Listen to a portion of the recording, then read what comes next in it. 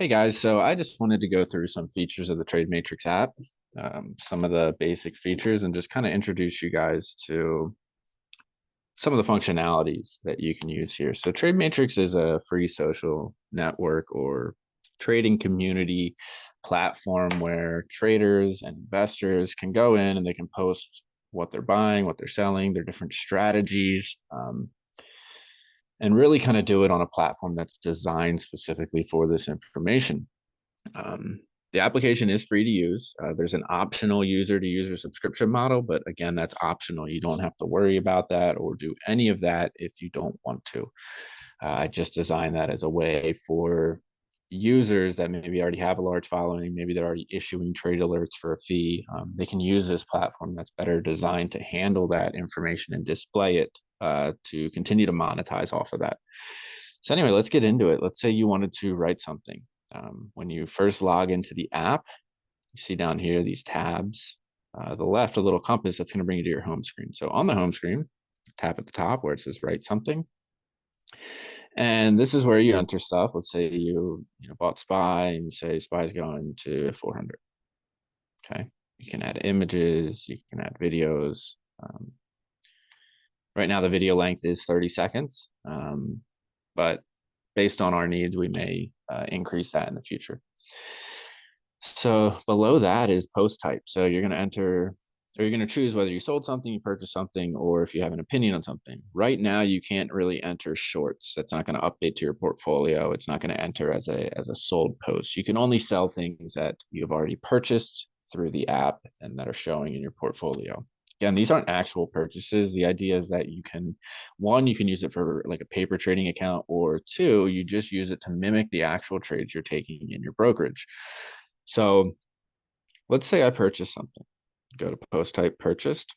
Right below this, I'm going to have to select a holding. You can't make a purchase or sale sold post without selecting a holding that you purchased, entering the price you purchased or sold it at, and how many that you've purchased or sold. So I can go in here. I can search for SPY, and I just select this. Maybe I want to change it. Maybe I bought crypto, right? I could say Bitcoin, right? And right down here is the crypto coin. So right now there's stock and crypto in the app, but I designed it to accept a ton of different markets in the future once we get that data. So we're going to say that we purchased SPY. Maybe we bought it at 395, and let's say we bought 5 shares. So right below this, post accessibility, you're going to mark if it's premium or non-premium. If you don't have a subscription price set on your profile, I'm going to make another video in the future on setting those subscriptions and how exactly that all works. But if you don't have a subscription set, you're just going to mark your post as non-premium. It's automatically set to that. If you mark it as premium with a subscription model, that'll only show to the users that are subscribed to your information, and the rest of the users is going to be kind of like a lockout box around it saying this person purchased something, but you can't see what it is unless you subscribe. So anyway, we'll cover that in a future video. So after we enter all this information, we're going to hit post. You'll see right here in the newsfeed, it's going to show purchase at the top right. This way you can scroll through your newsfeed. You can see purchased, opinion, you can see sold posts. You kind of already know what the post is. Maybe you go in here and you're looking for a new investment. Then it's going to show what you purchased, the price that you purchased it at. Let's click here. And then right below that is the current price. That's pulling in real-time data once per minute. As we grow, we're going to increase that. So it's going to be even more live data, but this is better than almost every other app out there. You have to pay for real-time data on these apps. We provide it to you guys for free. And on the other apps where you have to pay, if you don't pay, it's only updating every 15 minutes. It's delayed by 15 minutes, even though it looks real. So our app is just pulling in real-time data once per minute. And then it's also going to show you, has it gone up or down since this person purchased it, the price that they purchased it at. This also, when you make a purchase under your profile and portfolio, it's going to update your portfolio. So all these dollar figures, like how much money your portfolio is going up or down, how many shares you have down here under price paid, none of that information is going to show to other users. It's just going to be kept at percentages. But this is a way for other users to track if you're still holding something. Maybe they're following your long-term investments. They want to see how much of SPY is in relation to the rest of your portfolio. You know, how much money do you have invested in that versus your other ones in terms of a percentage. And if you're still holding, you know, these tickers and these crypto, how much it's gone up or down since you bought those. So that's really a good way for people that follow your trades to kind of see what you're still holding and how much weight you put into each of those. So now let's say we wanted to sell SPY. We could go in and enter SPY. You know, we had 5 shares. Let's say we sell 3 shares at 400. Make the post. Now that's going to show similar to the purchased, but at the top right, it says sold. It's going to show what you sold SPY at, $400 per share. Below that is the current price to see, did they sell it at a good point? Has it gone up or down from when they sold it? Maybe they could have held it longer. Maybe they should have sold it sooner. And then below that is the price that it was purchased at. So now when you go into the portfolio, it's only going to show 2 shares. And you also can click on view sold. It's going to show your sold posts.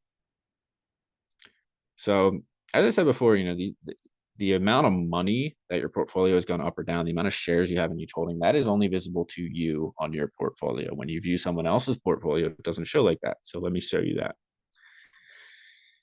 If I search for James, I go to James's profile and click on his portfolio. See, there's no share quantity. There's no amount of money next to portfolio. You just kind of see what they're holding, when they purchased it, the price paid per share, and all that. You can also view their sold posts. Okay.